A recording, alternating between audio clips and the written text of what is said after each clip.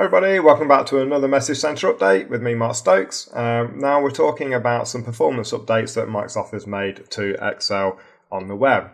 This is Message Center 239095. Basically, Microsoft's been working quite hard on making Excel for the web more performant.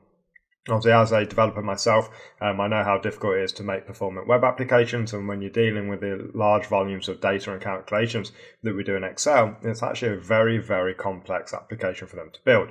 So what they've been doing is going through making some performance improvements. We've had some rounds of this already, and we'll go through what they've actually changed and improved this time. I'll ignore the marketing blurb at the top, basically just talking about wanting to build a great application and listening to customer feedback, all that kind of stuff.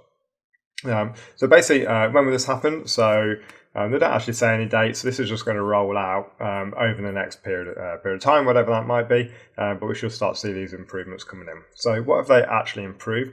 Well, they've improved the loading. So as they say themselves, they've significantly reduced the time it takes to load a workbook, making it faster for you to start working in Excel for the web.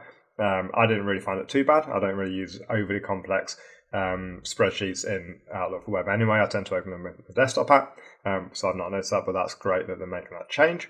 Scrolling, so absolutely, scrolling is a fundamental part of working in Excel. If we have thousands and thousands of lines, and then scrolling through them is something that we need to happen very well. So making improvements in that area definitely is welcome. Selection, so even more fundamental than scrolling is the need to interact with your content in your workbook. So they've optimized the speed of cell selection. This is great. So quite often I'll sort of drag and fill in a series of cells as well.